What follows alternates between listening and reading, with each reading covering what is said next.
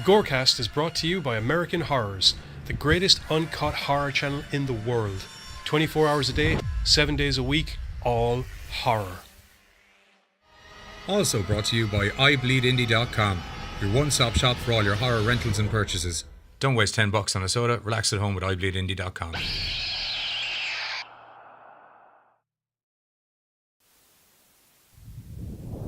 Oh my god, that is so painful. God!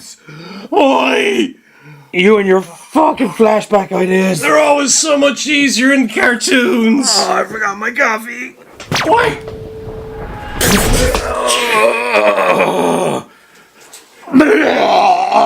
Welcome to the Gorecast. Oh.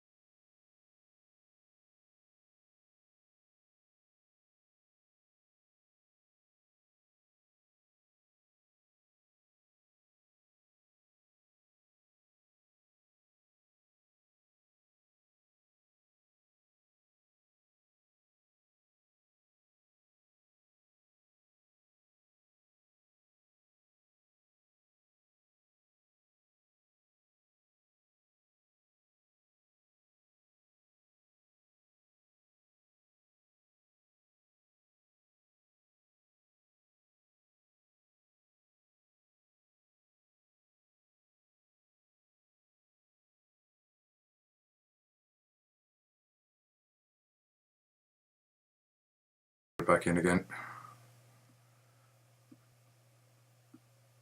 La la la la la. Can you hear me now? Do we have audio now? I don't know what happened there. So, I have no idea what I said for the last 10 minutes. Okay, so seeing as you all missed what happened at the start, what's going on with the show? Working. Okay, perfect. Okay, sorry about that. I don't have a clue what happened with the mic there. So basically, what's going on with the show today is we have noticed a bit of an upsurgence in movies taking on the 80s style. You're very upset now, aren't you? It was a good rant. Yeah! It's okay. It's okay. You know what happens when I get into the fucking flow? I totally believe in you. Nobody heard me call you that thing. What the hell are you talking about? I believe in you. You can rant on again. Well, I suppose it is a show about going back in time, so I might as well go back in time for There you 10 go. minutes and see if I can remember what the fuck I just said. So, in talking about the 80s, what we have coming up is myself and Giz talking a little bit about why we think the 80s insurgence is kicking in. Yeah. Again. then we're going to go into a quick kind of reviewy chat thing about one of my favourite 80s horror movies, if not the pinnacle of it. The Thing by John Carpenter. John Carpenter, I make everything and it's really good. Am I wrong? Am I wrong? I'm not wrong. We're going to have to do a Gorecast sometime just on John Carpenter. Oh yeah, there'll be a JC Gorecast, don't worry. Yeah. After that, then we're going to hit the movie that everybody seems to be talking about at the moment, The Void, by Astron 6, I think, are the guys that do it. Okay. I research, me do. And then speak English, you not. And then finally, we'll be talking about the 2016 movie Beyond the Gates, which was far better than I thought it was going to be. I thought it was very good, and it's got the main guy from one of my favourite movies. John dies in the end. Yeah. Sorry, is his name John in that? Yeah. Because it's John in this. Maybe he's real name John. Yeah. I don't know. So anyway, why the Upsurgence? Because you have The Void, very 80s. You see. Well, is looking like it's like the shots of those kids, as you would have seen if you check out our trailer reaction on YouTube. That's because it's supposed to be them as kids. So them as kids will be during the 80s, which is why everything looks like it's in the 80s. No, I'm not, dude. I'm talking about as in like even the way the film stock looks, the actual style of the film, not just it being set in the 80s. I'm talking like there's this 80s cinema style Upsurgence going around. Yeah, there is that. I mean, like Stranger Things. Yes, and okay. If you look at it this way, Stranger Things is it and Twin Peaks sorry, not it. Sorry, it's E.T. and Twin Peaks smashed into one movie or into one series. Never really watched Twin Peaks. It's amazing. Yeah. Anyway, if you look at it this way, right? We've seen a resurgence in 80s stuff since the last 10 years, longer, whenever Transformers started up and fucking... Yeah, the start of the 2000s, really. Actually, but they took 80s cartoons and did them in a 2000s Yes, I'm style, aware. Whereas they're taking 2000 stuff. And if you bear with me, I'll explain what the fuck I mean. Oh, my mouth changed. Starting there. I told you, temporal displacement does mad-ass shit, man. Like I said, there's a reason I'm bald since 21. Okay, if you let me fucking explain it, I will outline exactly how the fuck this all came about. Thank you. So, as I said, if you look back at the resurgence of things like Thundercats, Transformers, G.I. Joe, all them, the films that came about. Now, yes, those were cartoons in the 80s that were reimagined and all the rest of it, but it began people looking at it and kind of going, that's not the way I remember it. That's not how I remembered it. That's not exactly, So as a result of that, now you have people making films that aren't just harkening back to remind them or to show them stuff from when they were kids, but they are being done in the style of when they were kids. Much like how, if you look at the 80s, a lot of the horror that came about, Freddy, Nightmare on Elm Street stuff, Jason was big, John Carpenter ruled everything. Yeah, he did, yeah. But one day that John Carpenter met Kurt Russell in the bar and went, you. I like you. One of them locked the other in the basement, and I'm not quite sure who. You know what I like about your kid? You got Moxie. You got Moxie. But basically, but there was a lot of other films that were around. There was a lot of off the wall horror. Now there was a lot of horror, obviously, in the 60s and 70s, but most of that kind of, I don't want to say it fell into the same genre styles, but apart from the occasional drug-induced trip, it was a little more blaxploit or like exploitation-y as well. Well, that's kind of a different. I mean, for more the mainstream type stuff. If you look at the exploitation movies, they were always going to be cult and they were always going to be off the wall. But if you look at a lot of the mainstream stuff in the 60s and 70s, your slasher movies, your psychological thrillers, things like that. Yep. And then along came the 80s. Now at that stage, all the kids that had seen all the mad-ass sci-fi, like fucking The Twilight Zone and, The Day the Earth Stood Still, The Day of the Triffids, the original fucking Puppet Masters, all this mad stuff from the 50s. The original Puppet Masters. All this stuff from the 50s, they saw it and kind of went, why can't we have films like that? Or at least I'd imagine that's what they did, because that's what I'd fucking do. Wanting to make films that reminded you of the stuff that you enjoyed when you were a kid. Hello, Rob. Cunningham. Oh, Rob, how are we getting on? It's good. But, Rob's going to have some awesome 80s info for us, I'd say. Yeah, because he lived through it more than we did. I was 83. I was 82. He was probably like 79 or 78 or younger or older. 74, 75. No. Anyway, because of a lot of filmmakers, being into their 30s in the 80s, Yeah. you can imagine that they'd probably be remembering the stuff that, made them kind of go, wow, that mad off the wall shit from the 50s. Well, So- I think every filmmaker kind of, you have your little core group of films that made you want to make films. Oh yeah, but my point is that, much like with it, there's a generational thing. There's a reason why we keep going back to certain stories and certain styles even. Because clowns scared the bejesus out of most people. Well, I know it says clowns there as well, by the way. It's not exactly what I was getting to. If you think of it, you're always trying to recapture the fear, the adrenaline rush, all the emotions that you would feel when you were a kid and seeing these films for the first time, regardless of what the content is. Now, with that in mind, you can understand why during the 80s they would have decided, we've had enough of going with the colour by numbers type horror, and let's just throw mad shit out there. So all of a sudden you had like fucking... Well, You're so good at the descriptions. Just throw mad shit out there, boy. Well, it's true. I mean, there was a film, Society. Ignore this for the minute. This is how I keep track of the comments feed. Right, okay. I don't know why the audio's on it. I had it off. Rob's laughing. You see, it's live. More live than on the computer for some reason. Anyway, 80s. Yeah, there was a couple of really like... You were never... The best way of putting it is, you were never really given a concrete story. You were only given an excuse to enjoy horror or insanity, or some form of what the hell did I just see? I will buy that. But it was done, Excuse me. It was done in such a style that 9 times out of 10, the synth music is just like suspenseful. Yeah, exactly. That inspired a lot of the stuff that we get now. I mean, Jesus Christ, you see it in Strangers. You see it in the two films. I'm only saying... More so The Void. Yeah, The Void is... Oh, the soundtrack on The Void is impeccable. Yeah, but once again, it's that kind of synth feel, Yeah. But, and it's happening all over again. This is my point. We were kids in the 80s. We were seeing all these mad films that were inspired by, or that were made by guys who were kids in the 50s. Yeah. Who were being inspired by all the mad sci-fi and horror that was there. So in that regard, you can see On Again, and those kids, they're now adults, and that's where we are now. And they're seeing things like fucking exploitation movies, and they're looking at it kind of like myself, kind of going, well, it's cool that they're up there, but it doesn't feel right. And in this case, transferring it to like horror, and you see most of the colour by number stuff that's around at the moment. Oh, yeah. They got 100%. they got the cheap trills, and they got the cheap fucking... Which, if you've watched or trailer things, I mentioned it earlier, there's... You and I have the same reservations in there. Yeah. I think it's going to be a colour by numbers. Exactly. Yeah. Now here's the thing. In order to shake things... I hate it so Funnily much. enough, in order to shake things up... Yeah. Hey, Georgie.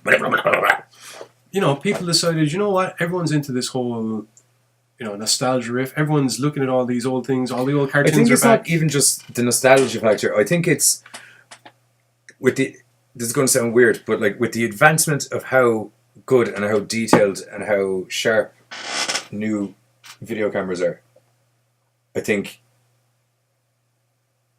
it's awesome if you're doing a documentary or something, everything looks razor sharp. It's like, oh my god, I'm literally standing wherever I am. But I think when you're looking at some movies, you're kind of like, where's the little bit of softness to it? Sometimes I want my movie to be a movie. Well, once again, I think that's exactly Why right. the 80s, I think, is... That's exactly my point. You're thinking of that because when you were a kid watching a film, it had that on it. Yeah. So now you have these guys, and they're putting two things together. My old man eyes don't know how to take this new camera fidanglery. It's all right. We'll get you all Geordie LaForge to be fine. Little visor again. Yeah, it'll be okay, actually. I don't like that. See, that was kind Also very 80s. Thank you. But they combined these two things, It was an 90s show, but the visor was a very 80s. Well, no, it actually started in 88, 87. Next Generation? Yeah. Was it? Yeah. Oh my god. Dude, I was in primary school. Sean O'Donoghue. I'd stay up and listen, but I decided to work in the morning. That was a terrible idea. Yeah. Terrible idea. We're way more entertaining than work. But anyway, my point is, right? And Two people they're combining two things, and that's that that nostalgia, that feeling that feeling you get when you watch an old film from the look and the sound of it, combined with the fact that everyone's fucking loving going back and revisiting their youth with all these cartoon movies and all the rest of it, okay? Yeah. So eventually someone basically sits down and goes, well, fuck this for a tub of shit. Why bother doing stuff that's just, repeating the same thing? Why not take all these things that we loved when we were kids, stick a bunch of story elements together from a bunch of really cool shit we saw when we were kids, jam it all together, throw it at people, written well, directed well, acted well, call it Stranger Things, and hook up an entire new generation. It's so good. There's nothing like What did you think of that TV show, Baines? Or Deadly, should I say? What did you think of that TV show, Deadly? Perfect. I'm impeccable. I also do think a part of that trend change as well, though, is if you look at the trend how it went, as you were saying, with like the resurgence of 80s shows getting redone, and they redid all the shows, and 90% of the time people were like, that looks totally shit. Why didn't you do more like the original? Except Mockingbird Lane, you goddamn bastards, for killing that. That was awesome. Sorry. But you get me, so they took old stuff and made it new, and everyone went, nah. So now they're taking new stuff and making it old. Yeah, that's my point. That's literally what they're doing. They're antiquing cinema. Much like with Grindhouse. Hashtag that shit, lads. Antiquing cinema. But anyway, back to...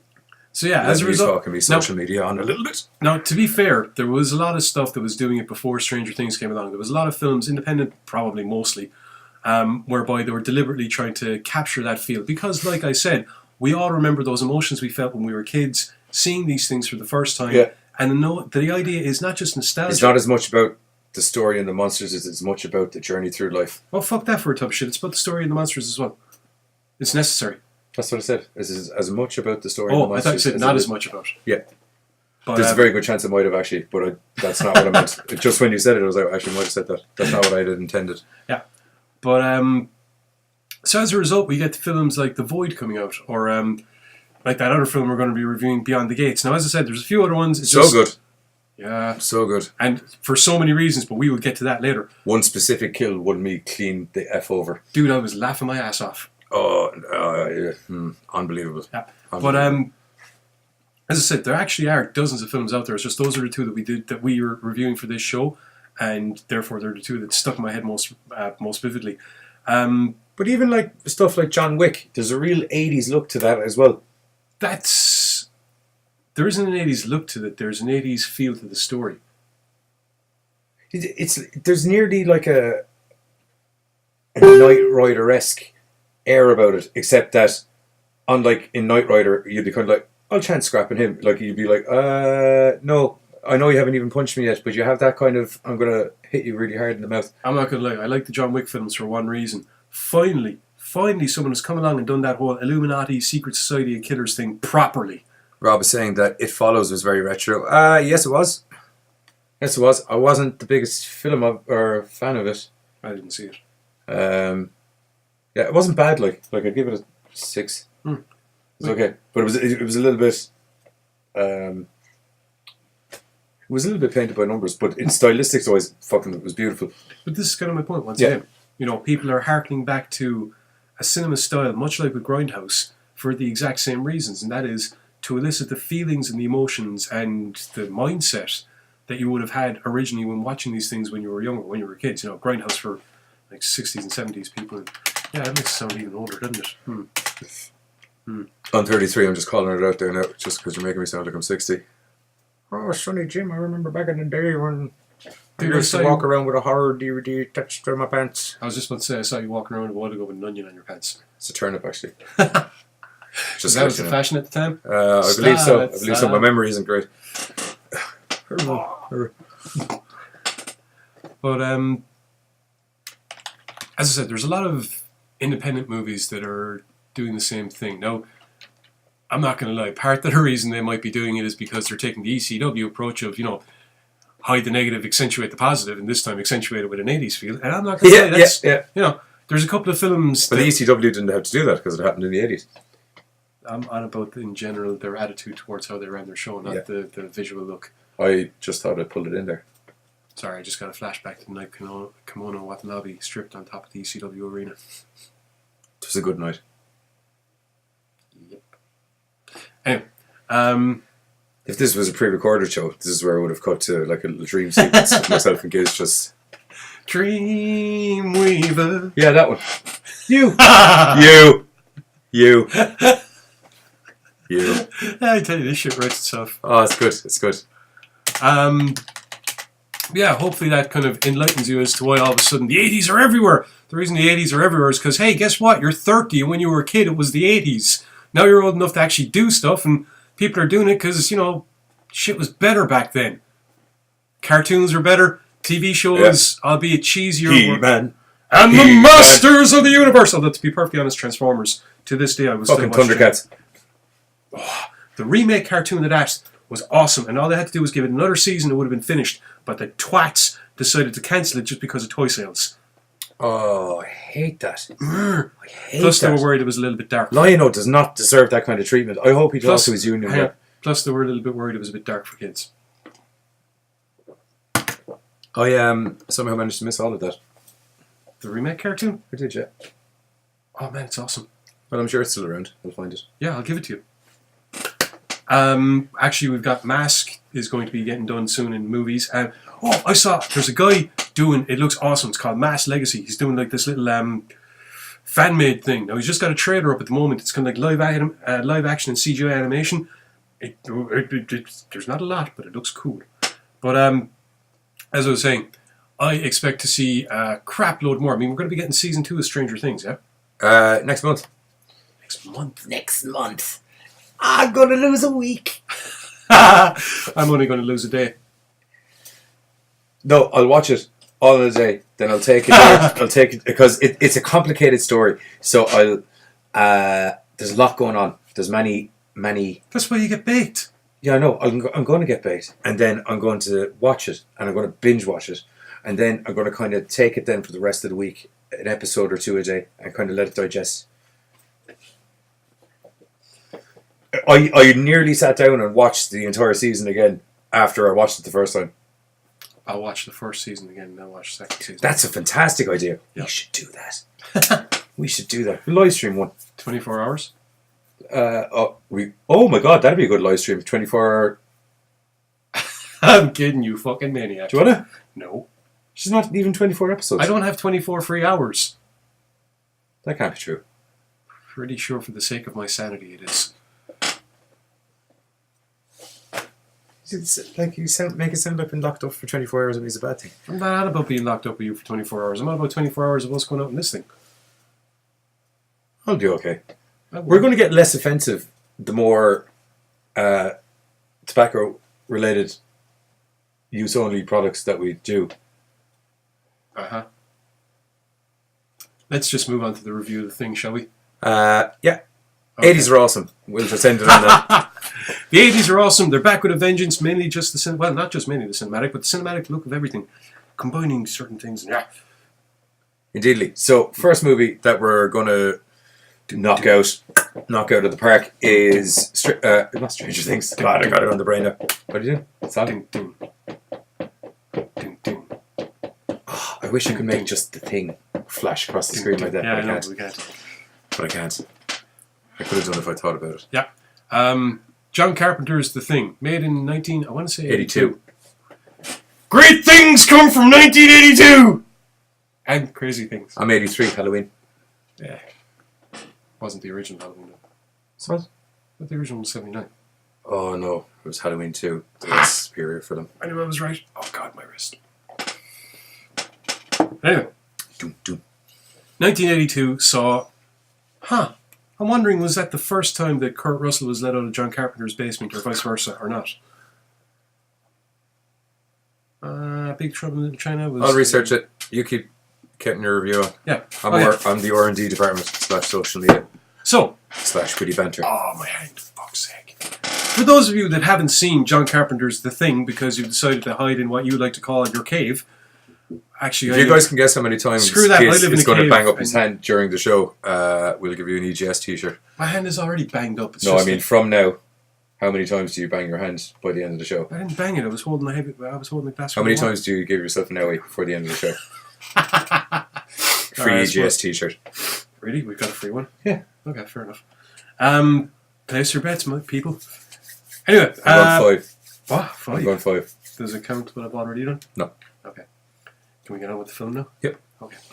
So John Carpenter's The Thing opens up in space, and we see your classic flying saucer coming into Earth's orbit before the big scary light-filled letters of John Carpenter's The Thing spread across your screen, inspiring filmmakers for decades to come, as is evidenced in like fucking most of the films we were just talking about a while ago. At which point it then shows us Alaska. Is it Alaska? No, it's not. It's the Antarctic in 1982. Yes, haha. It's just about to come up the winter, and we see a helicopter coming in over mountains. The first movie he did with John Carpenter was Elvis. Elvis is a 1979 American-made television biographical film directed by John Carpenter, starring Kurt Russell as Elvis Presley, that originally aired on ABC. At which point Kurt Russell made the terrible mistake of saying, "Why, yes, Mr. Carpenter, I'd love to see what you have in your basement." Yep. So anyway, I was saying, yes, helicopter coming in, and there's two guys, and one guy's on the rung of the helicopter with a rifle, and they are firing at a husky that is going 90 miles an hour. Very fast husky. Well, he's not going 90 miles an hour, obviously, but he's running for his husky life away from these two bastards. Because that husky would be faster than like 3 cheetahs. Nah, he's not really that fast. Oh, okay. He was fucking out running a chopper though, pretty effectively. I think he had the jump on him. That thing had caught up with him. But anyway, the dog is chased into an American science station. The boys land their helicopter. The locals inside come out. The dog runs straight up to one of the lads, and one of the Norwegians, who we find out they're Norwegian, is like screaming in Norwegian, and what we can only imagine, "Get the hell away from the dog, you fucking mad bastard." How crazy that is. Get away, get away. I'm telling you now, get away, bang. So, that doesn't go down too well because he accidentally wings one of the lads. Yeah, misses the dog completely. Yeah, wings Bennings, who bitches about it. Yeah. Gary, who's kind of in charge of it. He only got grazed as well. Yep. Whips out his gun and starts firing. One of the other Norwegians, does Gary kill him? I can't remember. One of the Norwegians has a grenade, and it's hilarious because he pulls the pin, goes, huh! The grenade goes flying out of his hand, he's like, shit! Runs after it, tries to find it, and gets blown up by it. Can't remember. Yeah. Can't remember if that's before or after Gary shoots. Anyway. The leg incident? It doesn't matter. 2 Norwegians are dead, 1 American is shot, and the rest of the Americans are freaked the fuck out because, what the hell? So far, body count 2. Oh, and a helicopter has gone kaboom as well. Yeah. Because, grenade.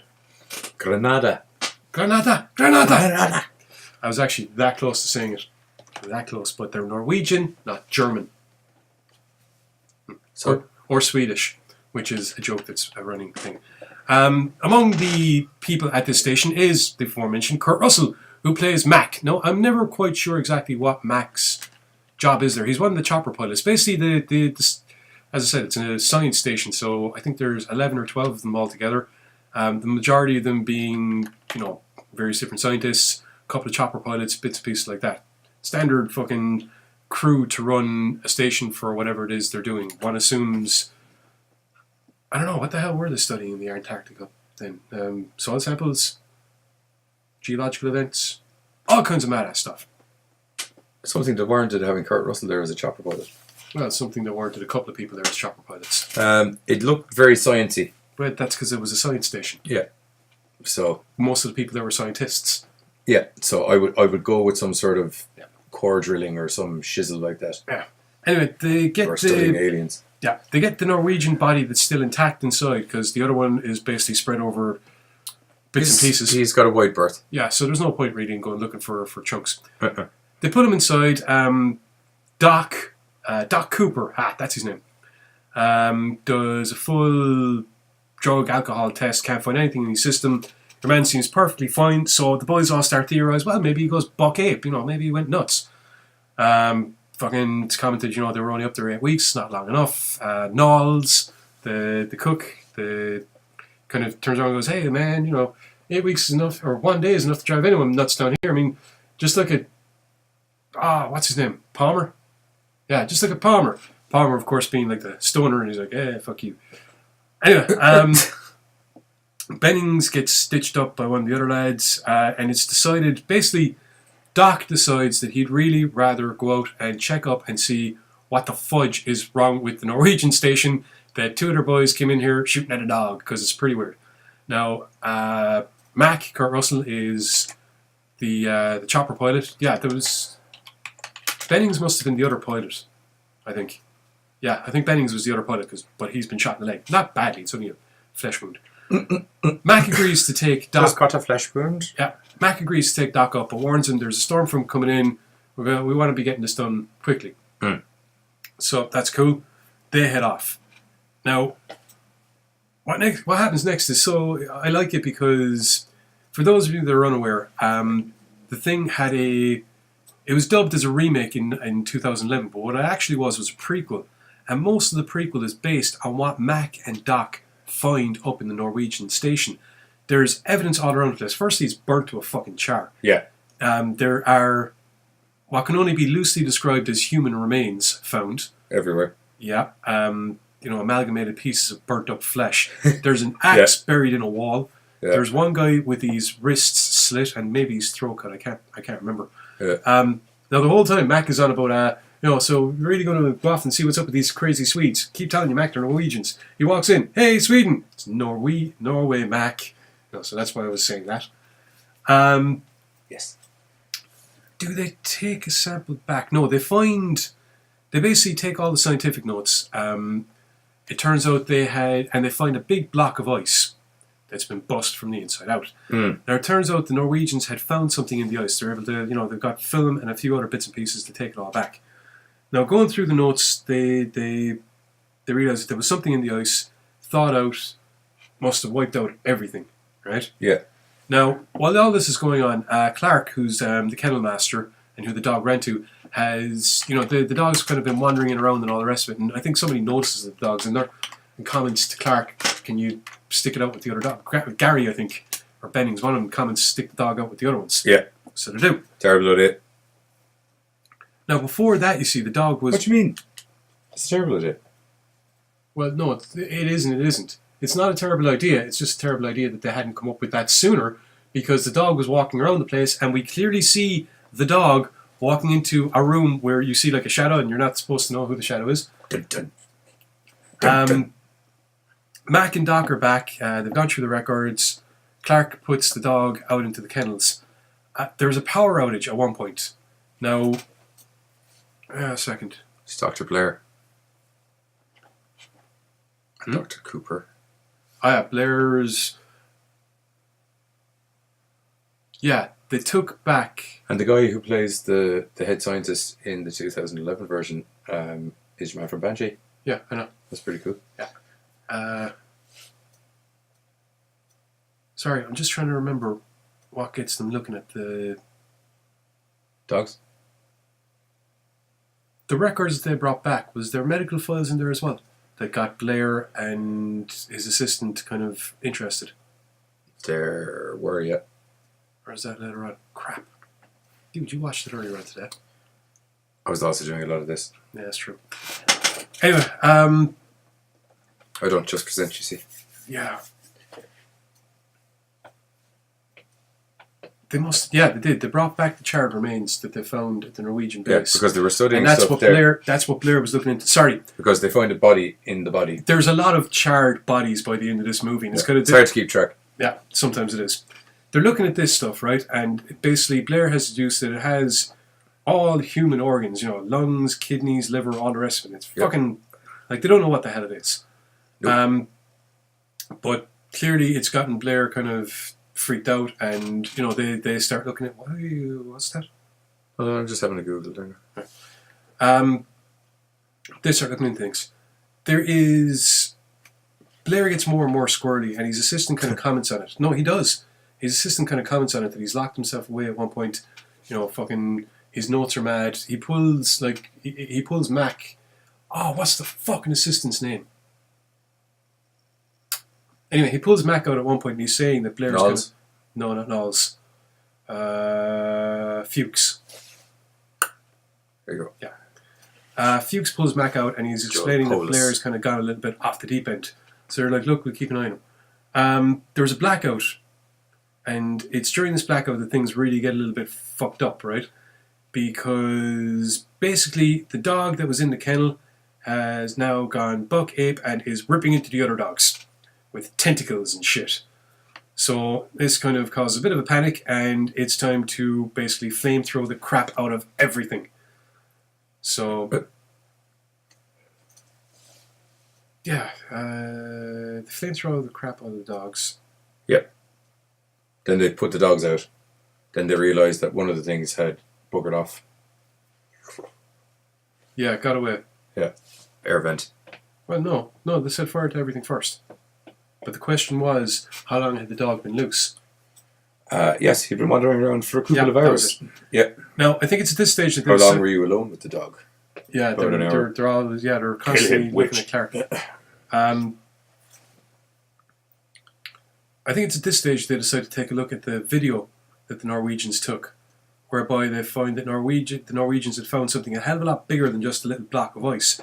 What they had actually found was, that's right, the great big honking UFO that we saw at the start of the film. It's just an FO because it's just a flying, or actually it's not, it's just an O.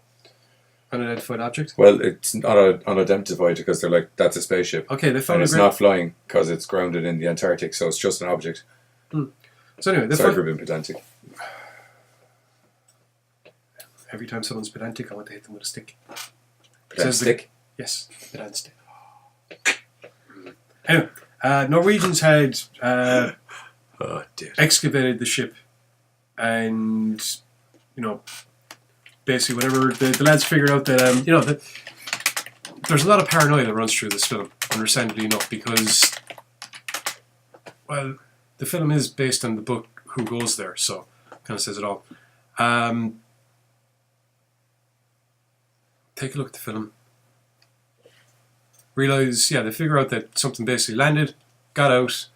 I think Blair has figured out that it's imitating people at this stage. Yep, they find the body within the body.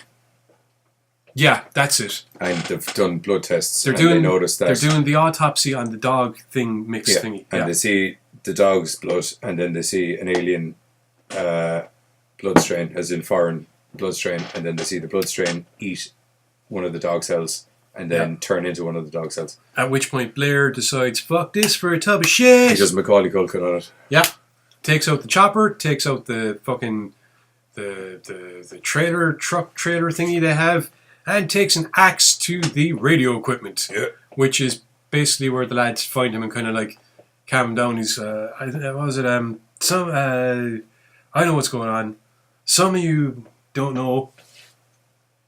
Most of you might not, but some of you know what's going on. So they managed to basically sedate Blair.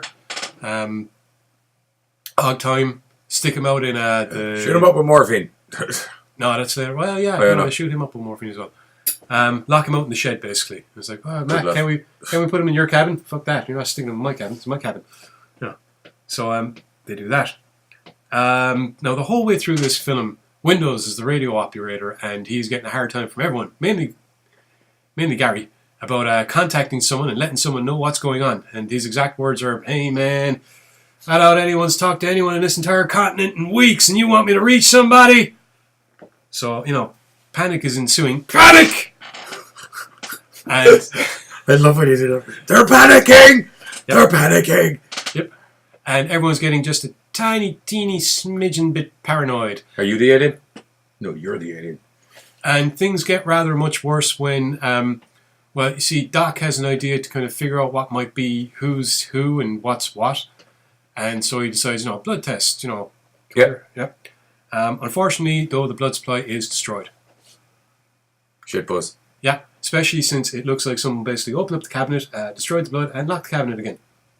And there's only two people who are supposed to have access to the key. Suspicious shit buzz. Yep. Only two people are supposed to have access to the key, and that will be Doc. Gary and Doc. So, clearly neither one of them is saying that it was it, blah, blah, blah.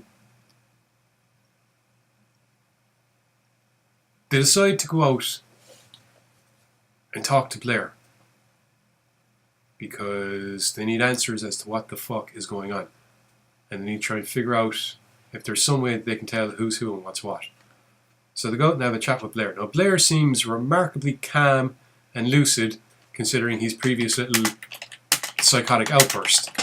The fact that he's tied his own hangman's noose in the corner isn't disturbing at all. But he's asking, can he be let in? To which Mac is like, you know what, Blair, I think you're good there. You're good there. You just stay there. It's all good. The hell was that? Oh, car peeping.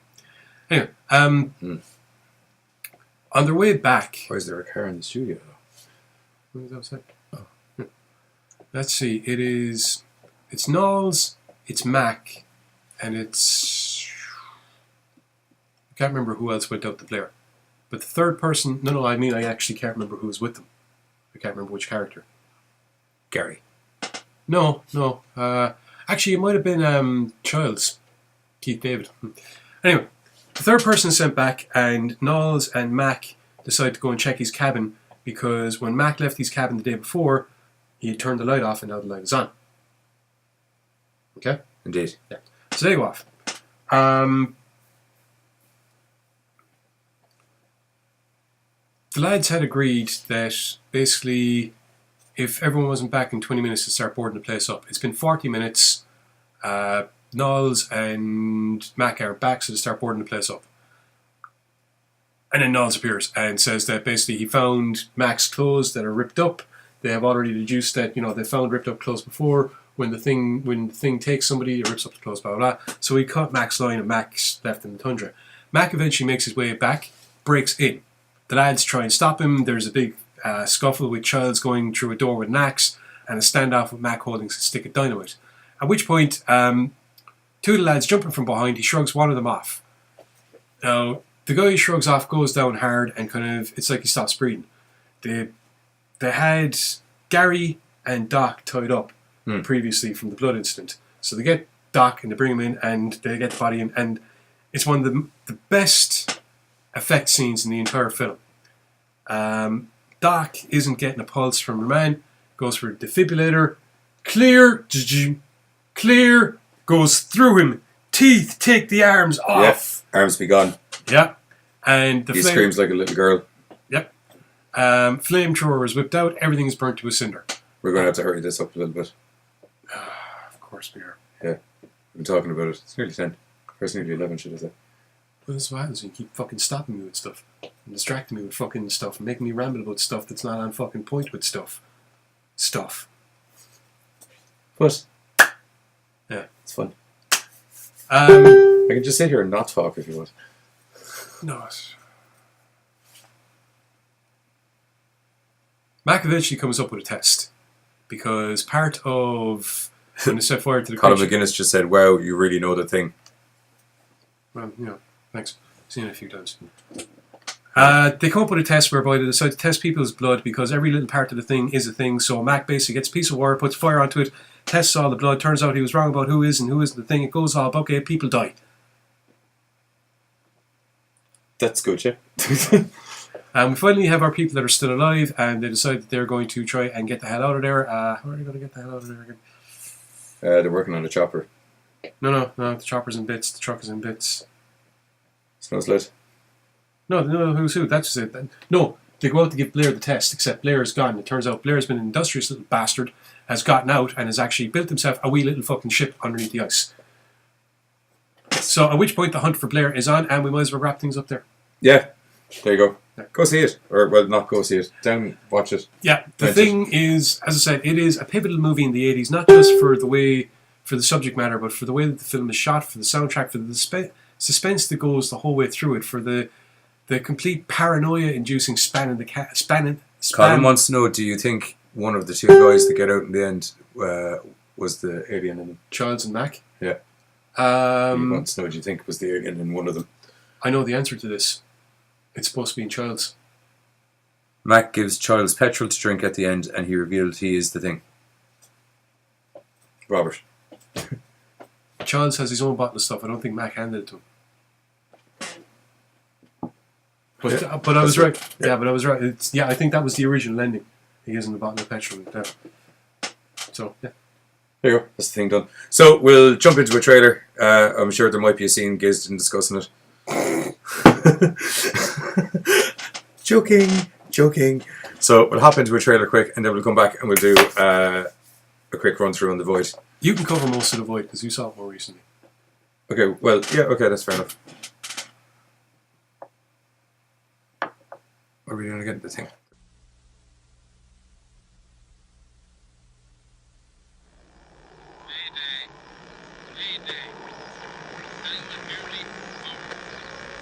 This is US Station 31. You read me? Found something in the ice. We need some help down here. Can anybody hear me?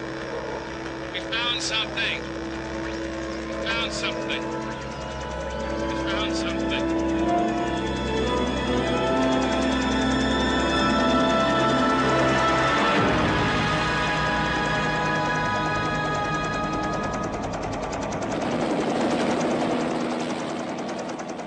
12 men have just discovered something. For 100,000 years, it was buried in the snow and ice. Now it has found a place to live. Inside. Where no one can see it, or hear it, or feel it. I know I'm human. Some of you are still human. This thing doesn't want to show itself. It wants to hide inside an imitation. It'll fight if it has to, but it's vulnerable out in the open. If it takes us over, then it has no more enemies. Nobody left to kill it. And then it's won. You guys gonna listen to Gary? He can be one of those things!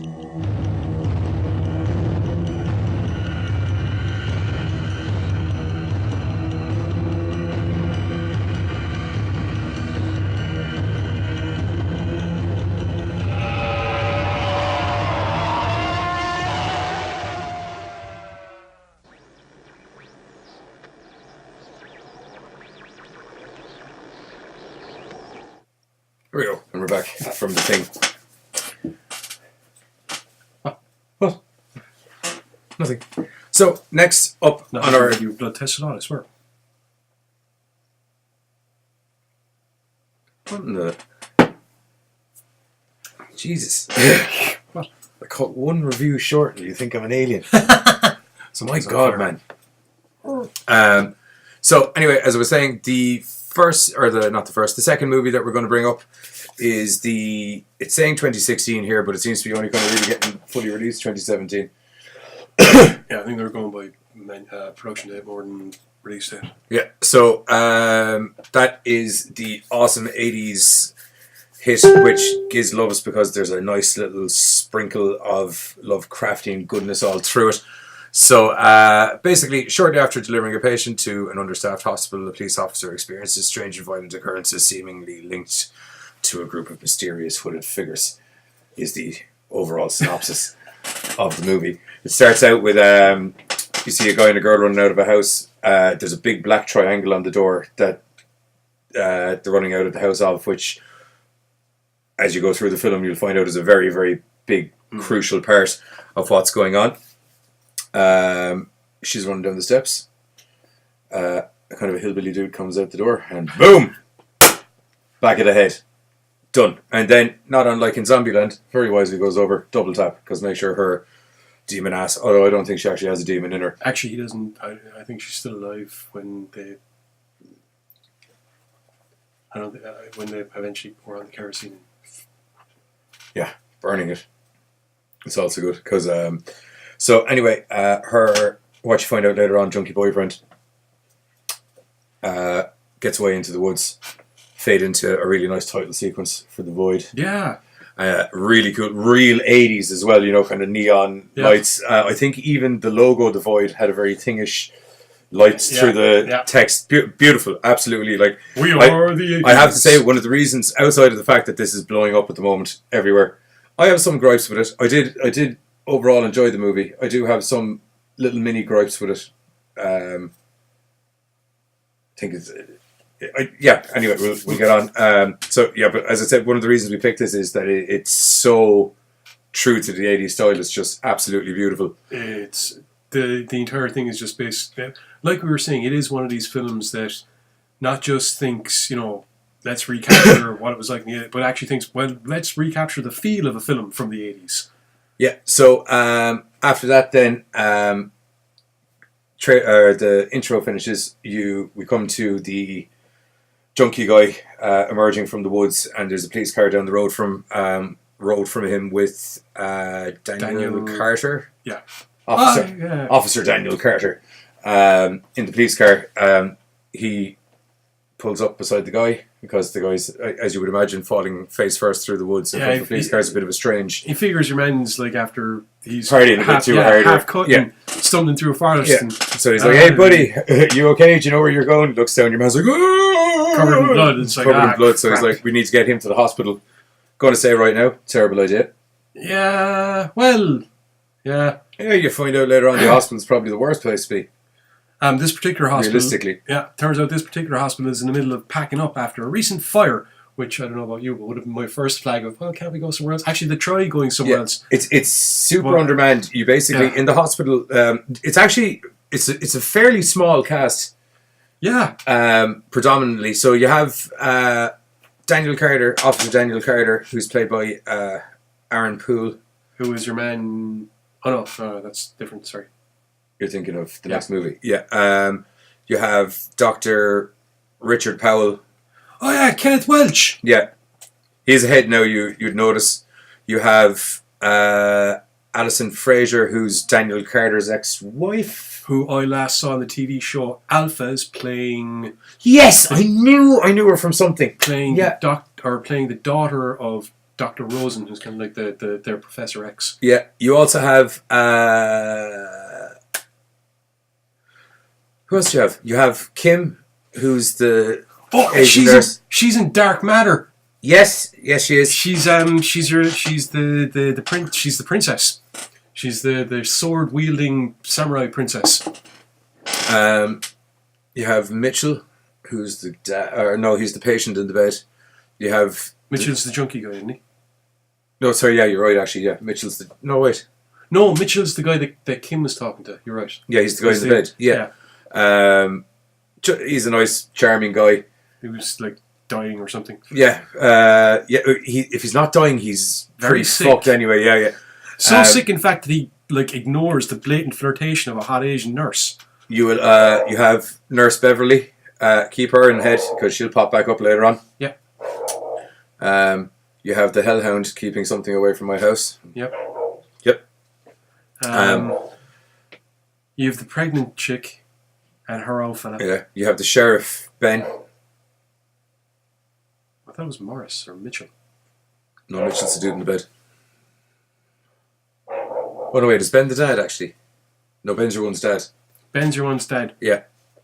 There was the sheriff. What's the sheriff's name? He's the sheriff anyway. He's got a hat. The other guy doesn't. That's Mitchell. Oh, it's Mitchell. Okay, well then who's the guy in the bed? I'm getting names mixed up. Maybe we don't get a name for the guy in the bed. I thought you did. Anyway, you have Ben, who's this old guy that's there, and you have his daughter Maggie. And I think the junkies guy's name is James. Yeah. So they all get brought in. Maggie's got a baby ready to pop the hell out. Maggie's got a baby's ready to pop the hell out, and that's it. She's there because I think she was just getting contractions or something like that, and just as a kind of a doc and so I think in the hospital itself is Doc Powell, there's Maggie, Kim, and Beverly, and that's it. They're in the middle of packing the place up. The only reason that the Ben or Maggie's the girl, Allison, sorry. The only reason that Ben and Maggie are there is because Maggie had contractions. Carter walks in with your man. He's kind of out of it anyway, so they sedate him and they go take a look at him. Yeah. Then they need help with him, actually. Yeah. Then what happens? He has to call the sheriff. Someone dies. Oh. No. What happens is they're. No, sorry. Beverly's in minding the guy in the bed. Yeah. And then she's not minding the guy in the bed. Yeah, Carter's kind of walking around. Basically, they've sedated the guy that Carter's brought in. Everything's kind of chill. He's strolling around. He sees Beverly inside with your man, and just whatever way she is, he realizes something's wrong. No, she's just kind of standing there weirdly, and as he moves his head sideways, he can see that she's just stabbing your man in the bed through the eye with a scalpel. Oh no, it's Then she turns around, and then she's like, "This is in my face." Is she covered in blood or is she cut her face? No, she's cut, peeled bits of her face off. She's even in front of him like, "This is in my face." So, he's like, okay, chill. Yeah, so needless to say, he shoots her clean in the head. Because she comes at him with the scissors. Yeah, scalpel. Either way. Clean through the head. Then the nurse and the doctor come in. Everything's appalling. At which stage James has woken up, and he starts having a freak out. He grabs Carter's missus. We'll call her the missus for lack of a smaller description. Alison. Yeah. Yeah. The girl who the only other doctor there. Yeah, Alison. Yeah. So James grabs Alison and has a scalpel up to her neck. Then, for some stupid reason... No. That's not who he grabs when he puts the scalpel up. That's later on when he grabs Maggie. Yeah, that's your man's wife. Maggie's the pregnant girl. No, he doesn't grab Maggie. He grabs the doctor lady. He grabs Carter's missus. Or ex-missus. Just as the two lads walk in. Just before the two lads walk in. It's the pregnant girl. Okay. We'll agree to disagree. Because the old man drops him.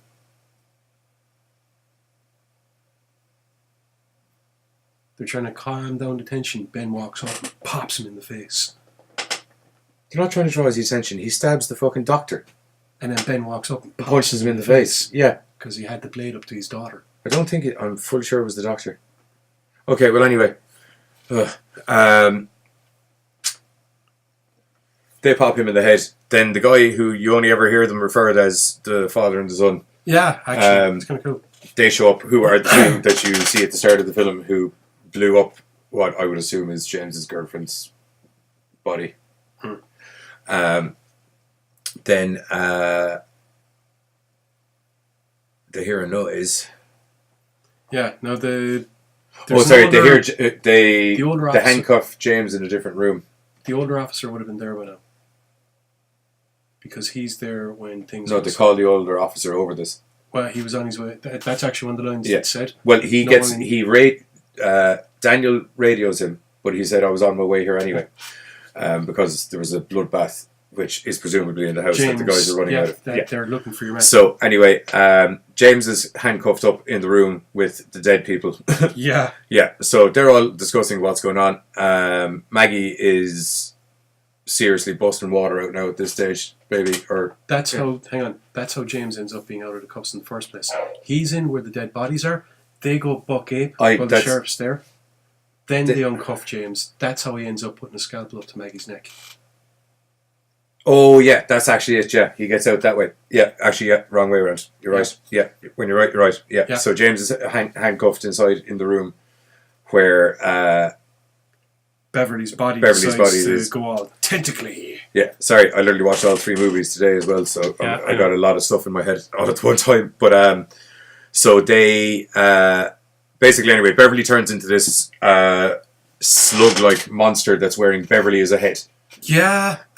So she's trying to eat James, the sheriff, who was very, very, very, very mean to James by going, your father was on the force for 20 years. Daniel, your father was on the force for 20 years. Be goddamn ashamed of the cop you are. Blah, blah, blah, blah, blah. But anyway, when the monster came up, I didn't see Mr. Bloody Sheriff running in to help anybody. No, he did not. He backed away, disco lady. He backed away, disco lady. They got James out. Then the scene that we just described that we had the argument over happened. Then Slug lady gets out from somewhere. It turns out she's not dead. And then she gets the sheriff. This is where I have a gripe with the movie because I feel like there's shots missing. Because you see the slug lady come out from behind the sheriff, and then you just see him getting pulled away. You never see anything happen. I feel like they just... You saw tentacles go into his face. No, that's when she drags him off around the corner. Yeah. Yeah, you see the slug show up from behind him. Yeah. Then the next shot is him just getting dragged across the floor, just his feet getting dragged out of shot. You don't see the actual monster. And then the next time you see the monster is when Carter goes around the hallway. And it's there tentacalizing because the sheriff's face. Around the corner. Okay. The sheriff has his back to a corner. Yeah. It comes out, grabs him, That's why you only see the feet going back. Okay. Anyway, Giz is defending stuff down to the ground. We've been talking about this for ages. Anyway, so what happens then? The two boys, the father and son, come along and welly in to help Daniel. Oh yes, they take Daniel's axe because he got power slammed by Beverly. Oh, they've got there's actually... They have their own axe. Yeah. Daniel's got a fire axe. Yeah. Then Daniel goes to hack up the demony thing. Then the demony thing... trips him up? No, just kind of Swats fucking him. swats him. Sends him slapping off a wall.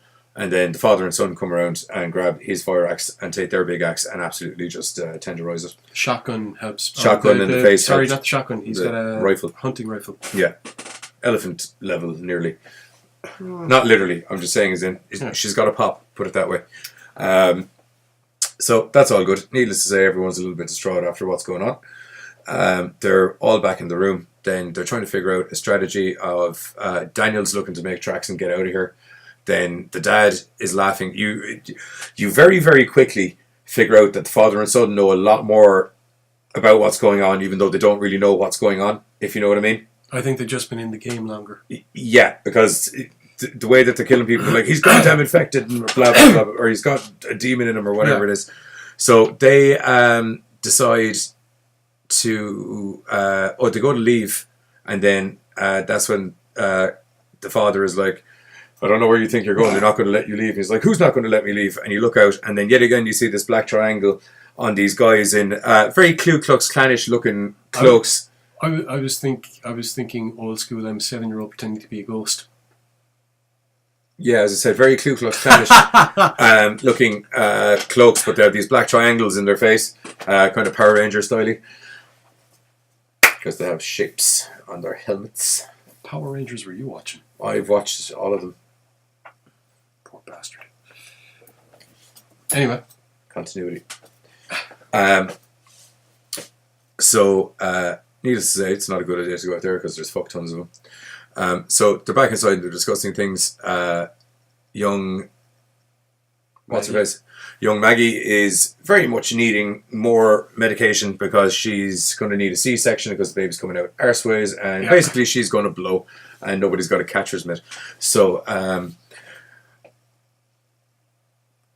Alison decides that she wants to go down to the medical lab and get some of the medication. Needless to say, Daniel is quite a bright spark and goes, that's a stupid effing idea. Don't do that. You're going to get eaten alive. And she's like, I don't know what you're on about. You haven't seen what I've seen. Typical usual bullshit. Then he's like, look, I got a shotgun out in the car. I'll go get that. I'll help you go down there. So, needless to say, Daniel, as you can tell, Daniel has a wavering set of scruples when it comes to how manly he is, depending on situations there. Running in and kicking the doohickey so James can get off, manly. Not remotely wanting to go out to the car on his own. I'll take the two guys that I know are super hard. Not so manly. You know what? It's not about manly. It's about a bit of fucking intelligence. Yeah. There's no one else here to do it. I'll do it. I got two lads to back me up. They're backing me up. Yeah. Survival. Yeah, I don't disagree with you. I'm just saying that usually you got your hero in some of these movies are very like, dumbasses? Yeah, dumbasses who survive. But yes, I would agree. But anyway, they all go out to the car. So, at which point the father's like, if I get that shotgun, it's my shotgun. He's like, totally. okie dokie. Yeah. So that's fine. They all get out to the car. Then monsters show up. Well, it's not monster. Firstly, the car isn't where Daniel left it. It is now fucking a football pitch away. Yeah, it's a good bit away. It's like, I thought you said the car was near. It was. So, they go out and they grab the shotgun, which is, he's got to unlock it, and that's a kind of an interesting moment when they start, the dudes with the tentacles. Well, they don't have tentacles. Do they have tentacles? Some of them. Which guys? The guys in the clothes? Yeah. No, the guys in the clothes don't have tentacles. Right, that's what I was thinking. Yeah, but they start coming after him. Yeah. But eventually they kind of blast their way back into the hospital, and it's all good, and it's, I'm keeping the shotgun. Well, he did get it. That's true. That was the arrangement. Your man was like, if I get the shotgun, I'm keeping it. No, Daniel said he's keeping the shotgun. No, before they left, Oh. the dad was like, if I get the shotgun, I'm keeping it. And Daniel was like, okay. But essentially, Daniel got the shotgun. I think he meant the deal was in general, if we get the shotgun. Well, I think he worded it very specifically if that was the way he was doing it, because he technically got the shotgun, they just kept people away from him. I just figured Daniel had the shotgun, he kind of went, my gun. So they go back inside. While they're doing this, Maggie goes down to get the meds. Yeah. And we find No, out... Alison. Damn it! Maggie's the one who needs the meds. I'm getting as bad as you know. Yeah. And we find out that Dr. Powell isn't as dead as we thought he was. No, when we he saw looks the like he's as dead as you think he is, but he isn't as dead as you think he is. So you just see him flashing a door, and then cuts back to ominous music. Not even ominous music. You just see him kind of a little bit of ominous music, and then him flash showing the door, Actually, and interesting then cuts back to the guys coming in. Just interesting. I noticed that sometimes when it was most tense, there was no music at all. Yeah, because That was Yeah. that was a then where are we then? Oh yeah, so at this stage he's realised his wife's a stupid son of a bee, or a daughter of a bee. He goes looking for her. Needless to say, she's gone. Kim is left in charge of the screaming pregnant lady. Terrible idea. Terrible. Yeah, Kim's not a very good intern. Kim should have taken the internship looking after old She should be a people. secretary. She shouldn't be trying to be a doctor. She actually says, I should have been looking after old people, not this crap. Yeah, that's true. Well, she is technically looking after an old person's daughter. And a very, very, you can't get much younger person. That's in the daughter. Little baby. Adventures to find Alison. Adventures to find Alison. Oh yeah, they start going to the basement. Side note, all communications are down except within the building. Yeah. So they decide to communicate with Kim, who has the map and knows the place, Yeah. via walkie-talkie. Which you'll find out momentarily is absolutely useless. So they go to get to the basement, at which point the basement doesn't look like the basement. Basement has an extra level. The basement has an extra level because there isn't supposed to be a stairs below the basement, but there is. So they go wandering in. Yeah. Himself, the son, and the father. They go wandering in. That almost sounds like you're praying. Himself, the son, and the father.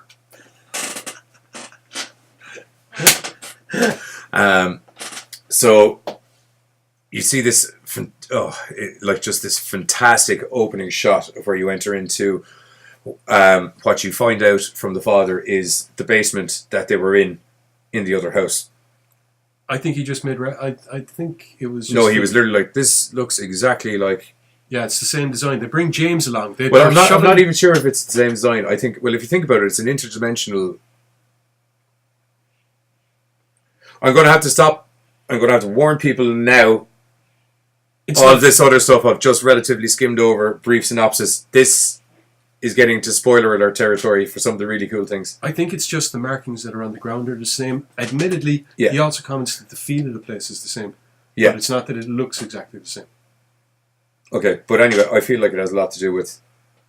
I think it's just... Same reason my mug is different. Do you know what I mean? Temporal displacement? Yeah, there you go. Like, it's an alternate dimension. I think he was just running tests in the cabin. And then this is his lab, if you get me. Okay. Well, anyway, they get in there. There's just these monsters. Yeah, which get explained, actually. Yeah, very well. I like it. There's just these monsters, and they look fucking miserable. And there's one guy who there's like this jutting piece of metal out of the wall, and he's just literally headbutting this piece of metal over and over again to the point that it's through the back of his skull. But even though it's through the back of his skull, he's still alive. Daniel got a phone call from Powell telling him Alison was down there. Yeah. Did Powell explain what these things were in that phone call? His failed experiments? No, that's when they're face to face. That explained it beforehand, didn't No, he just told me he had the wife. Yeah. There's a very cool scene with Powell where Alison wakes up on a hospital table, and Powell's all monstered out now at this stage. Yeah. This is where there's been a lot of Hellraiser references brought up with this. You can there's some shots that like is in not like they directly copied or anything out of a movie, but there's some shots in there that you're literally like they drew Hellraiser. inspiration from. Yeah. Yeah. Anything, like we said, the opening title sequence, the thing, Yeah. the tentacles, all the rest of it. Yeah. But Powell's speech is very transcendence. That's the whole point of his thing, using this whatever he's found on the other side of this portal to transcend life or life itself. Why does he put it? Butterfly. Death isn't the end. Just like butterfly, or just like the caterpillar turns into a butterfly, The point is to try and become the butterfly on this side. So far, all I've been able to catch is the chrysalis, which is these failed experiments. So anyway, jumping back a little bit, Alison, you find out that herself and Daniel had a miscarried baby, and the doctor had a daughter that died when she was like 18. Yeah. So he's doing all of this to bring his daughter back to life because he's able to pull souls out and put them into these demons or some shit like that. Or at least he seems to think he can. Yeah, he seems to think he can. Then he's also putting a demon baby into young Alison. At which point there's a very cool monster fight on the way to Alison. Then you get to the surgery room, at which point poor Daniel, the son and the father are kind of fighting off some monsters. Daniel runs on because he sees Alison walking somewhere, or he thinks he sees Alison walking. He lands into the surgery room where Alison's just got hundreds and thousands of tentacles coming out of her. Just massive, big old demon baby. But he's also, there's kind of a trippy thing as well because he's seeing Alison normally at the same time. So, but then again, to be perfectly honest, as soon as they walk down there, this place has been messing with their heads. The father sees his wife and runs after her. The son runs as well. They end up back in their old house and things are explained that way. There's a lot of head fucking going on down there. Then we get to where you were with the talking about at the end scene. Wasn't that with the final speech about the chrysalis and everything? No, that's actually when he's making Alison demon baby mama. Oh, okay. Sorry. Oh, I thought that was at the end. Nope. Okay, so anyway, he's, needless to say, very upset about his wife and her new addition and having to kill her and all of that kind of thing. And he goes looking for Dr. Powell, or what was Dr. Powell. He's now Omega Powell. Yeah. Yeah. I mean, we were saying the Hellraiser references earlier. Well, the look of Powell at this stage is there's no pins, there's no leather, but apart from that, it's the kind of like charred flesh, demonic black. He's basically become obsidian colored. Yeah, and kind of there's we're hitting the time limit there now. So there's a good kind of interaction between the two of them. Where he basically challenges him and all of this. He's like, just let me put the demon in you and you can all be together and blah, blah, blah, blah, blah. He's offering to bring Alison back. That was it. And then, he's offering to bring him to Alison, basically. He doesn't. Then, basically, Daniel's having none of it and he rugby tackles him clean through the dimensional portal.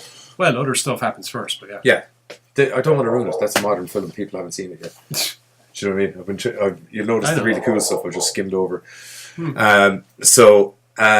Yeah, definitely go watch it. I have a problem with the end where I won't get into exactly what happens once they go through the little portal thing, but because from what I understand, there's no intention of a sequel to happen to this. Yeah. So I know it's very Lovecraftian to just leave you on a cliffhanger. No, hang on, stop. Forget Lovecraftian.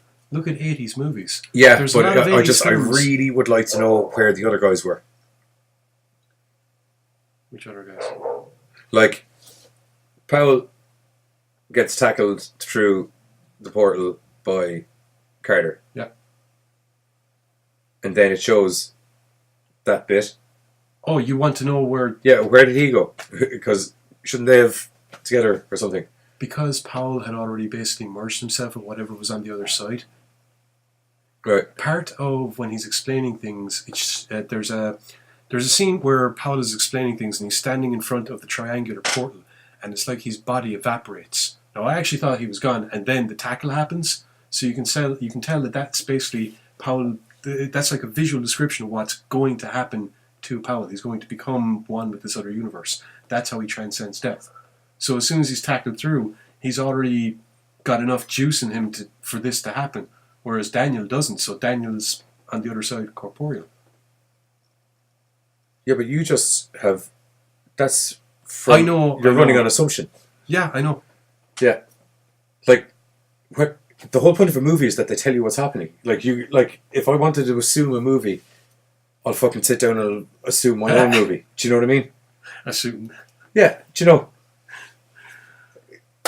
How many times have Start, middle, and an end, man. Hang on. How many times have you watched a film in the 80s whereby there was no explanation given at the end. You're just stuck with an ending. You're kind of like, Yeah, and the same thing. Put one of those movies in front of me now and be like, "Where's the fucking ending?" The first thing I learned about I was told about writing a script or making a film is it should have a start, middle, and an end. it does have an end. Two people are no longer where they were supposed to be. Yeah, but it's not. Plus, there's a bit of a happy end for the two people that got out of the hospital. Not fucking really. Oh yeah, for those two, yeah, there is, yeah. I don't know about you, but I wouldn't mind being him. Yeah, it's all right. Yeah. So that's The Void, I think. If you haven't seen it, I know I said I have my one or two gripes with it, but I did really, really, really enjoy it. It looks so good. The story was very good. I did really enjoy the story. You just feel there wasn't enough interlocking scenes in some places? Not literally interlocking scenes, but I just felt there were certain sections where continuity just went, fuck it. I know what you mean. I mean, there was a lot of times whereby I think if I didn't know as much as I know about certain stories and about certain notions, I probably would have been looking at that film going, what the fuck? They're leaving a lot up to the viewer to fill in themselves. As I said, that's... Yeah. I accept that, and I accept the fact that, I was able to say at the end why I think it happened, because I've seen stories where that's the notion. And okay, I'll put it to you, because you don't really play modern video games that much, right? I'll put it to you in the video game way. I don't know if this will apply actually as much, but anyway, you're playing Street Fighter, right? You're playing through all of Street Fighter. You get all the cool storyline bits at the end. You're getting up to the final boss. You finally beat fucking them boys and fill it in yourself. Just cuss the black. Nothing. Just credits. You're just beating them poison. Bit of a dick, isn't it? Yeah. Do you know what that is? Yeah. That's beating Street Fighter on easy or medium. You got to. Oh, does that actually happen? You got to beat it on hard to earn that story. Yeah, no, but I'm just saying. You're like, Oh, I know. That's all I'm saying. Yeah, I understand it. Video games are just movies you partake in. Well, now they are. Well, no, they're literally now movies you partake in. Yeah. So anyway, that was The Void. Which is actually a funny segue for the next film. Whereby... Yes, it is. Actually, that's very good. I'd like to say it was intentional, but it wasn't. I started working on it as soon as you mentioned video games. Okay, yeah, good. So anyway, we'll hit the trailer for The Void, and then we'll be back with Beyond the Gates, which we super enjoyed. Yeah, for multiple reasons. Multiple.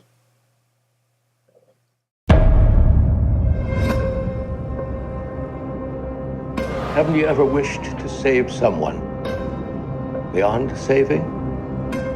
No matter what the cost? This is uncharted territory. The body has to adjust, of course. We weren't built for this kind of thing. You'd be surprised at the things you find when you go looking.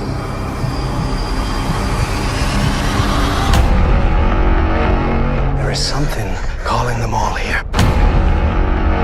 What if those people get in here? What are we supposed to do? You saw it? What was that?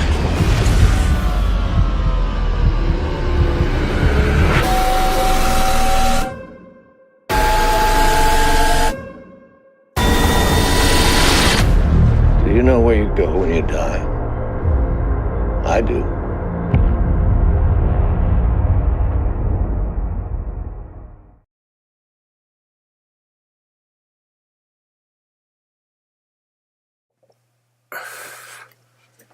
Right, so that was The Void. I'll let you start off with Thingamajig. Beyond the Gates. Now, so good. I'll be honest. A friend of mine watched it, and his exact words were, 5 minutes into it and I started getting flashbacks. I thought that meant it was trippy as smeg. Straight up, I actually, that's what I figured. What I didn't realize was that he was actually meaning he was getting nostalgia flashbacks to watching stuff. You know. This is done so 80s. synth music everywhere. Oh, sorry, I know I'm going on about the intro, but this intro was literally, it was just like...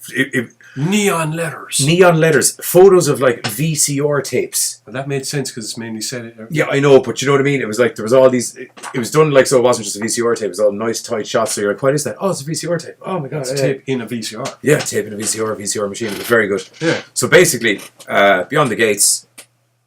So you just... easiest description, as myself and Giz were coming up with earlier, was if you ever played Atmosphere, or if you're one of our American viewers, I believe it was called Nightmare. Was it? Yep. No? But yeah. If you ever played that, this is this. Yeah. But the stuff in the tape actually happens. Think Jumanji, only it's going to eat your soul. That's literally it. It's Atmosphere. That's literally it. It's Atmosphere meets Jumanji. Yeah, I know. Yeah. Except but no Robin comedy. Williams. No Robin Williams. There is comedy. There's a little bit of levity in there. Probably not what they meant. No, but probably not. I thought it was hilarious. There's no Robin Williams. There is the guy from John Dies in the End. Oh, and he's named John in this as well. Yep. So, that's good. I'll let you back to it then, because I was designing things. Okay, so basically, before the opening credits start out, we basically see a VHS video rental shop opening in the summer of '92, and happy wife and fucking husband and wife opening it up, and then it cuts to the intro credits. Comes back, we see the same store, present day, kind of run down, and this dude arriving on in a car. A few minutes later, or he gets out. A few minutes later, another dude, actual dude, because the first guy's pure like. He's basically a successful nerd without being a fun nerd. You know, horror in glasses, crew cut, fucking shirt, blah blah. The other guy then gets out and, well, basically you could probably smell the weed from where we were watching the film. Well, that actually might have been a completely different reason, but anyway. And he's like these guys are basically brothers, Gordon and John. John is the stoner dude. Gordon it Gordon? It is Gordon. I think so. Yeah.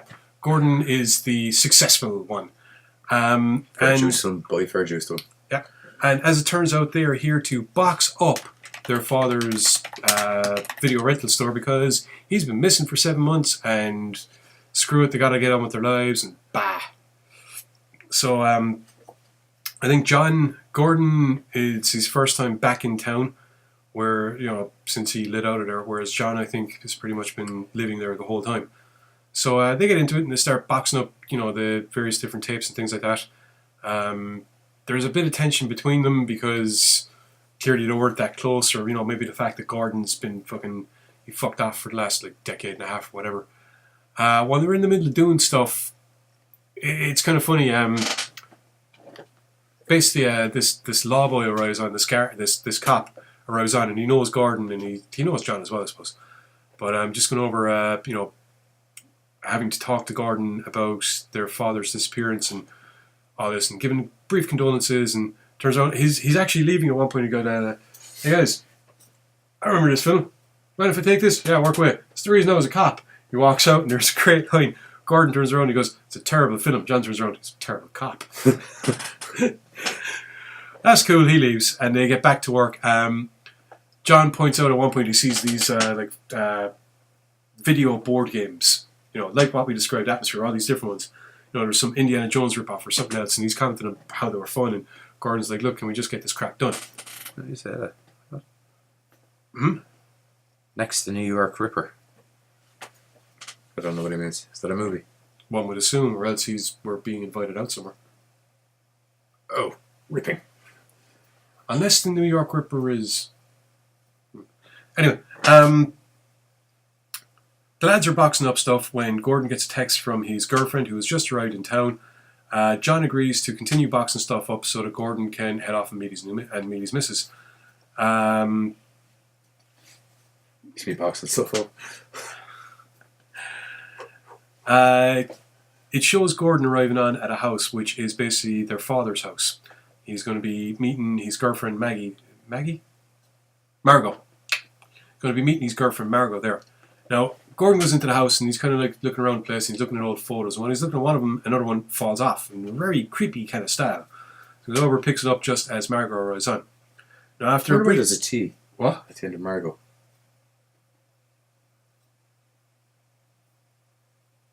No, she's called Margot in the film. Oh yeah, I know, but no, that's how you spell Margot. I was just like, I wonder why you'd have the T. Like, I always pronounce that as Margaret. And again, that's Yeah. probably why I'm wrong about that. sorry, Margaret. Anyway, Margot convinces him to basically go out and get something to eat in some bar that's nearby. And you can clearly tell that Gordon's like, I don't want to go anywhere in this town. Yeah. But he goes along anyway. And lo and behold, while they're sitting down, in walks Brother John with his alpha male fucking... Friend. friend. The typical kind of I'm the hard man. So he decides I drink a to... lot of beer. I kick a little ass. He's not nearly as cool as Austin. No, he isn't. No. He doesn't get a little angry. He does later on. Does he kick a little ass? No, he kind of gets his ass kicked. No. But anyway, Any serious Stone Cold fans will get that joke. yeah. 316. Hank, that's John's friend, basically starts firstly sleazing on Margot, and then secondly giving Gordon grief for lighting out her. Margot's having none of it. Yeah. The local barmaid is obviously none too thrilled to see Hank there either, but she kind of gets away from there fast enough. Yeah. After a brief verbal confrontation, Margaret decides, you know what, Gordon, we'll go somewhere else. Come on, we get out of here. So they fuck off. Back in the house, kind of creepy sounds at night. You know, Gordon thought he hears stuff, but Then they all start thinking they hear stuff. well, no, this is before they really get into it. Following day, Gordon and John are inside in the video store. They kind of have Gordon's giving John grief about his buddy Hank, and then as kind of an apology, he's got the office key. That's it. Gordon found the office key in the house, and they've never been into the office. Dun, dun, dun, dun. So it's a monumentous occasion. So in they go, and they're commenting on how they always thought it'd be bigger and blah blah blah. Rooting around the office, they find a videotape, and it's still in the. It's like the dog literally knows the 10-minute mark every stage. He's like, Right. Probably. But they find a video cassette inside the VCR, and it's got Beyond the Gates written on it. And they decide, fuck it, why not? We'll put it on. They even find like the board game for it. Yeah. So they put it on. We'll have a bit of drinky fun. A little bit of a board game. Scared Well, the Jesus. no, even before this, just inside the office, they put it on. There's epilepsy-inducing flashing lights. Yeah, and they 100%. And they decide to turn the tape off again and screw this. And John instant headache. Yeah, John's like, hey, I want to keep it. Your one on the tape looked pretty hot. And Gordon's like, fine, she's yours. In John's defense, she did look pretty hot. Yeah. Let's see. How does John get invited to the house for dinner? Oh, Gordon does it. Yeah. Part of kind of like an apology. That's it. Gordon's like the connector link for the group, really. Well, no, he's, it's just the two brothers, really. Well, yeah. Anyway, he invites John back to the house for dinner. They're sitting down, they're having dinner. It's awkward-ish, but it's all right. John mentions finding the video board game, and himself and Margot decide, fuck it, we'll put it on. So let's stick it on. They get freaked out by it, because the videotape, basically, they put it on, and nothing's happening, and then they kind of say something, and the tape starts talking to them. Yeah, directly. And then it mentions how if they play the game, they'll get their father's soul back, and they're like, what the hell was that about? So they're like, okay, we're done with the game. Oddly specific board game. Yeah, we're done with the game. Screw that for a tub of Smarties. Tub of Smarties. Yeah. John, basically, John's kind of somewhat a little bit on the homeless side. So Gordon agrees to let him crash in the house. That night, Gordon is woken up by more weird sounds, and he thinks he hears somebody outside. Goes outside, goes downstairs and everything. Is the tape playing when he goes downstairs again? Yeah. Yeah, the tape is playing. Margot follows him downstairs, but she's sleepwalking. It's really creepy because there's a picture of your one from the tape up on the mantelpiece. Yeah. Margot comes out of her sleepwalking bit just as John walks in. Gordon asks him if he remembered to lock the door. He goes, he did. Yeah, and then the door instantly opens. Gordon decides, screw this for a Not in a creepy, slow way, but not in an angry, fast way. Just this kind of... Yeah. So, once again, Gordon's like, screw this for a tub of Smarties. I'm going to call my lawboy friend. So he calls up his copper buddy who comes along, and Rob, we are talking about Beyond the Gates. What was he asking? He said, what film were we talking about now? He went out of the room for a moment. Oh, Beyond the Gates, which is basically Atmosphere. What happens if Atmosphere was real? Yeah, that board game from the 80s. 90s. Well, 80s, 90s, yeah. There you go. Anyway, they're freaked out by the potential intruder, so they call up the cop buddy who comes along. Yeah, who actually is useless. Yeah. Yeah. They tell him about the tape, they put on the tape, nothing happens, he says, ha ha ha, very funny, fuck you, and leaves after getting clearly whammied by the tape. Whammied by the tape. What happens if they decide to actually play the game? They decide they have to play the game, I guess. I think the tape told them they have to play the game. Yeah, pretty much. So they decide, okay, screw it, we'll play the game. So they start playing the game, and there's some cool little one-liners where your one's talking back and forth, explaining what's going on. Yeah. It's as she said there a second ago. It's very atmosphere, as in like even her demeanor and some of the stuff. She's like to roll the dice, everything. Like yeah, she actually says that at one point. Now roll the dice. It's pretty cool. I think there's a great line at one point. A wise person might read the rules. Yeah, and then they have a blank page. It's cool. They take out this blank page and then the rules just appear on it. It's awesome. Lovely. Now, it's explained that there are 4 keys, and they're going to have to basically play the game to get the keys. And once they have the keys, they will go beyond the gates, and then they can save their father's soul. The game itself holds the secret to the first key, and inside they find a receipt. They track the receipt down to a shop, wherein they find the shop with this creepy dude inside it, who explains that the game, basically, lots of people have bought it and played it, and it just keeps turning back up. And he's like, well, if people are playing it, someone must have won. Nobody's won. How does the game return? Oh, no one returns. It just appears. Now, while looking through the list of stuff for the game, John spotted a knife in it. Yeah, there's a knife in the box. He sees another knife similar in the shop. So after basically getting cryptic answers from a man, Gordon decides to light out at her. John briefly distracts the shop vendor and whips the blade, and they go off and ha ha ha, I got the blade. They decide to play the game. Part of the game is they have to turn cards over. So they turn over the first card, and it is marked the Drifter. Yeah. The game tells them that the key is buried inside the Drifter, and they'll have to rip his guts up and figure out where it is. So we're like, okay, well, where would we go to find this thing? Where would we hide stuff? And on the board is a garden. Doesn't that look like our garden? There's an X on it. So, okay, we go. The plant. Yeah. So, did they roll the dice first? They did. They rolled the dice, snake eyes, Drifter, blah, blah, blah. They go off, they start digging up in the back garden where the X is. Now, meanwhile, back at the bar, Hank is inside, failing miserably to come on to what we discover is his ex-barmaid girlfriend. Or ex-girlfriend barmaid. The one that kind of saw in the first one and was like, fuck this. So that's cool.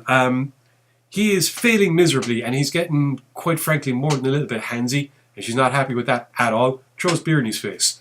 Meanwhile, the two boys are digging like bastards in the garden. They find this little box. In the box is, well, to be perfectly honest, in the box is a voodoo doll. Now, I don't know about you, but I knew exactly what this game was cooking as soon as I saw that, and I was just like, oh, this is going to be hilarious. Oh, yeah, 100%.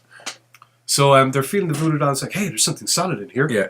So the guy in the bar's not feeling so great all of a sudden. Nope, because John starts kind of like bending this thing, and your man's like, and then they dig into it, and your man is on the ground in bits. Yeah. The ex is actually worried about him, goes over, and his hand comes away covered in blood. John digs into the voodoo doll. His hand, like he goes, psh, and there's a spurt of blood. It's awesome. What the hell? So he's digging in, he's pulling things out, and he's getting at the key. Meanwhile, back to the guy in the bar, and his guts are just coming out. Yeah, just getting pulled up into the air by nothing. When John got splattered with blood, girlfriend got hosed with it. It was hilarious. Yeah. Just like, psh.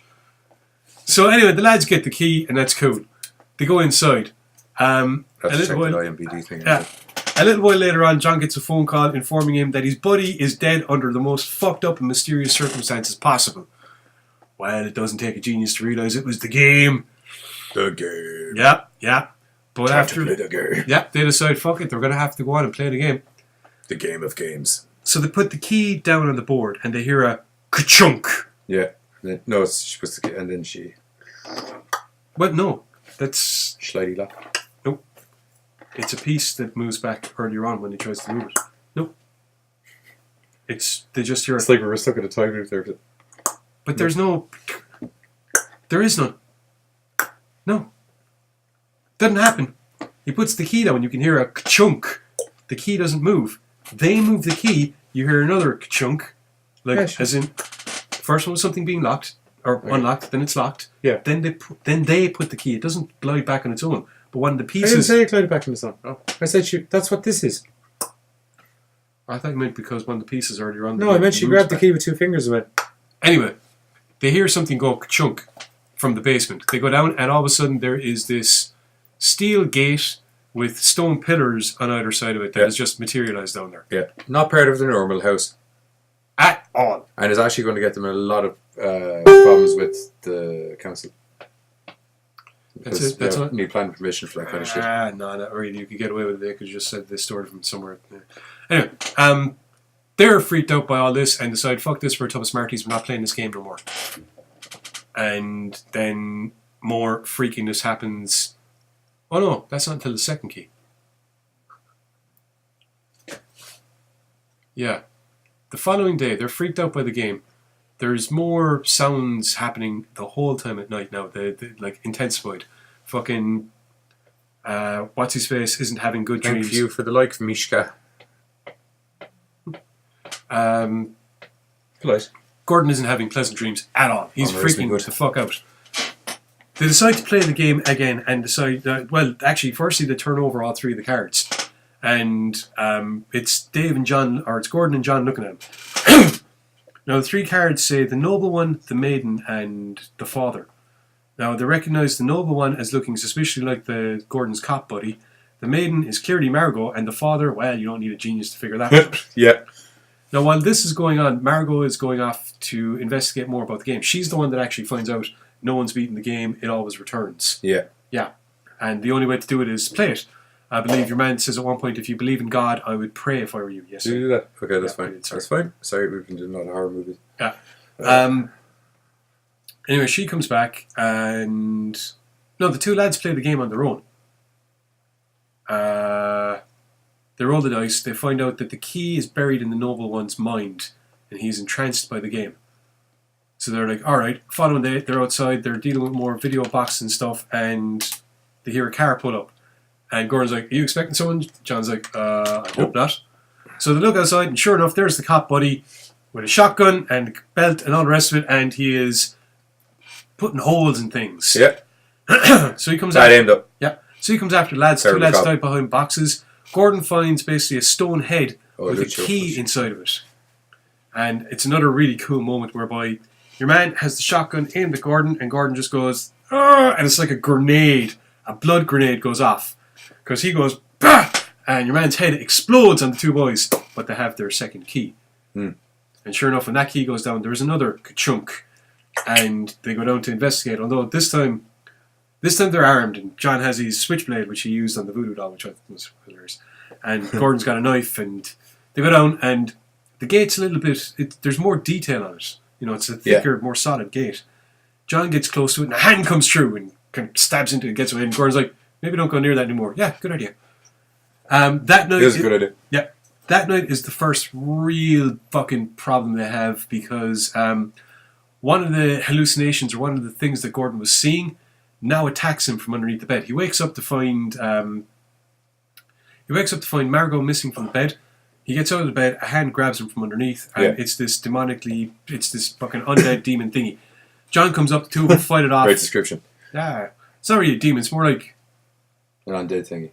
Yeah, pretty much. They fight it off, they go looking for Margot. The tape has said that once the maiden crosses over, the sacrifice of her soul will get them the 3rd key. Yeah. So they go down, they find Margot. She turns around, she's all crazy-eyed, goes for them, but in that instant, when he turns her around, she goes all crazy-eyed, the key is there. Yeah. Gordon finds the key. So they get her upstairs. The gate is, once again, even more solid.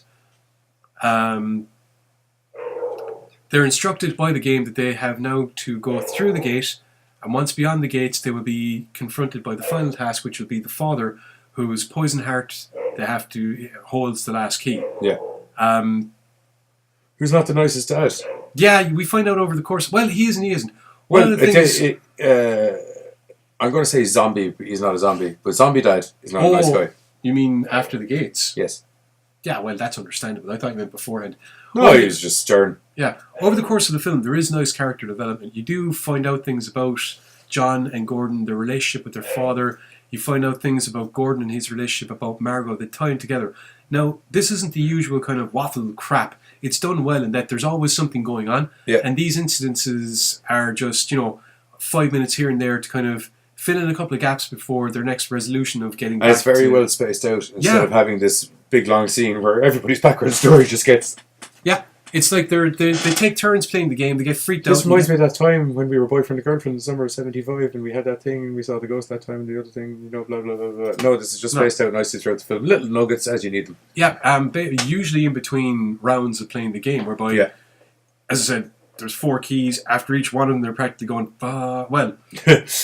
no. Once they get hit at night and Margot goes through the gate, it's kind of... Okay, screw this for a tub of shit. They're informed that, that's it.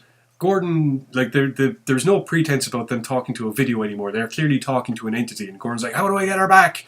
Once you come back with all 4 keys, anyone through the gates is released. It's the only way. Yeah. So off they go through the gates. And I think we should probably leave it there, I guess. Yeah, because that's a pretty current movie as well. Yeah, to be honest, Beyond the Gates surprised the hell out of the two of us. Mainly because it didn't surprise the hell out of me because you came down saying this is fucking awesome.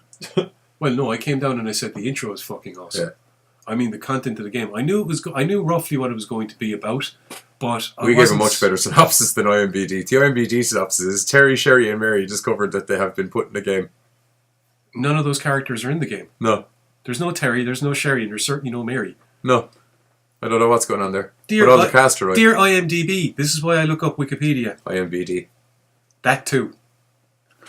But if we're talking about homages to the 80s, then Beyond the Gates is your homage.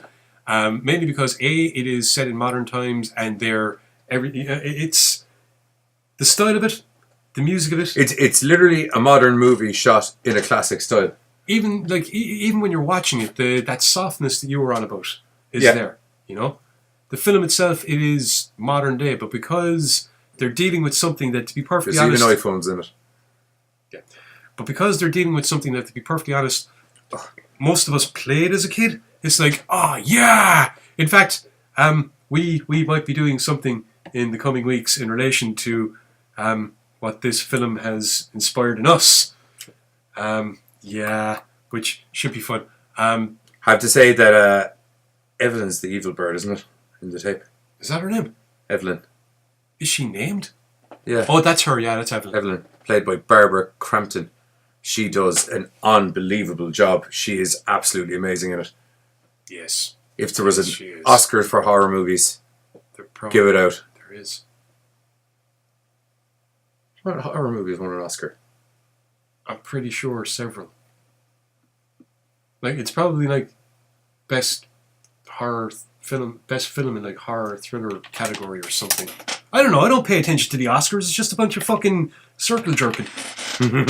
Who paid out whose agent paid out the most money this year? His. Okay, give him a shiny gold statue. Tell him what a good boy or girl he's been. Sure took DiCaprio. How long? That's because he wouldn't. DiCaprio probably refused to have his agent buy somebody off. 14 Oscar-winning horror movies. What? Told you. Wait, hang on. This could be ones that should Rosemary's have won. Baby. Did that get an Oscar? I don't know. Apparently. The Exorcist. For Oscar for most people. American Werewolf in London. Okay, that one actually does kind of surprise me.